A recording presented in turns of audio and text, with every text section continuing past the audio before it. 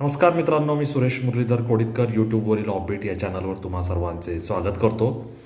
मित्रांनो, तुमच्या स्क्रीनवर जे आत्ता दिसतंय ते पुणे महानगरपालिकेचं नागरिकांकरता जाहीर प्रकटन आहे. आणि महानगरपालिकेच्या अंदाजपत्रकामध्ये नागरिकांचाही सहभाग असावा या अनुषंगाने नागरिकांना आपल्या प्रभागामध्ये काही कामं सुचवता येतात. ती कामं कुठली, कशा प्रकारची ती कामं असतात, तुम्हाला काय सुचवायचं आहे याच्याबद्दल हे प्रकटन आहे. आणि पुणे महानगरपालिकेने त्यांची वेबसाईट ऑनलाईन पद्धतीने अर्ज भरायचे त्याची वेबसाईट त्यांनी दिलेली आहे. आणि या संकेतस्थळावर जाऊन आपल्याला अर्ज भरायचे आणि आपल्याला आपल्या प्रभागामध्ये काय कामं करायची ती कामं आपण इथं सुचवू शकतो. त्या कामांना रकमेची मर्यादा आहे आणि त्याच्यामध्ये विकासात्मक कामे याचाच समावेश करण्यात आला आहे. दुसरं काही आपण त्याच्यामध्ये सांगू शकत नाही. तर माझं आपल्या सगळ्यांना आग्रहाचं हे सांगणं आहे की कृपया तुम्ही या संधीचा लाभ घ्या. आपण लोक महानगरपालिकेला मिळकत कर भरत असतो. हा मिळकत कर आपण कष्ट करून कमवलेल्या पैशातून भरत असतो. आणि ह्या मिळकत करातूनच महानगरपालिका पाणीपुरवठा असेल, स्वच्छता असेल, घनकचरा असेल, सांडपाण्याचं निर्मूलन असेल, त्याच्यानंतर पावसाळी गटार वाहिन्या असतील, रस्ते असतील, पदपथ असतील, रस्त्यावरील दिवे असतील, त्याच्यानंतर बागकाम असेल, त्याच्यानंतर रुग्णालये असतील, या सगळ्यांच्या अनेक प्रकारची अनेक कामं केली जातात. त्याच्यासाठी जो पैसा लागतो तो आपल्या या मिळकत कर रूपी आपण जो पैसा जमा करतो त्याच्यातून केली जातात.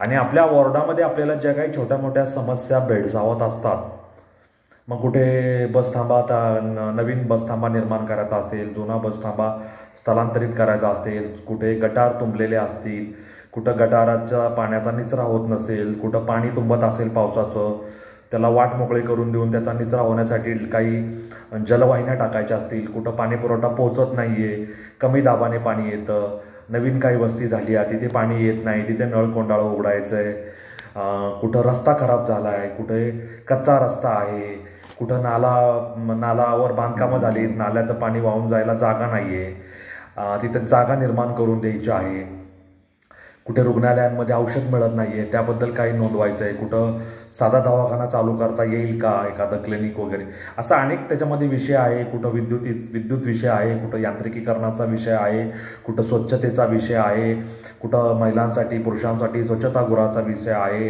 रस्ते आहेत, असे अनेक विषय त्याच्यामध्ये समाविष्ट आहेत. तर तुम्हाला माझं हात जोडून सांगणं आहे की कृपया तुम्ही या वेबसाईटवर जा. या वेबसाईटवर तुम्हाला तुमच्या प्रभागात, इतर प्रभागात काय कामं सुचवायची आहेत ती सुचवा. त्याच्यामध्ये कुठली कामं सुचवू शकता, कुठली कामं सुचवू शकत नाही याची माहिती द्यावी लागते. काही घोषणा कराव्या लागतात. स्वतःचं नाव, गाव, पत्ता, ईमेल, मोबाईल नंबर नमूद करावा लागतो, घराचा पत्ता नमूद करावा लागतो आणि तो अर्ज तुम्ही जमा करू शकता, म्हणजे सबमिट करू शकता. तर हे नागरिकांकरता जाहीर प्रकटन तुम्ही लक्षात घ्या. pbpune.pmc.gov.in असं ते संकेतस्थळ आहे. तर याचा जरूर लाभ घ्या.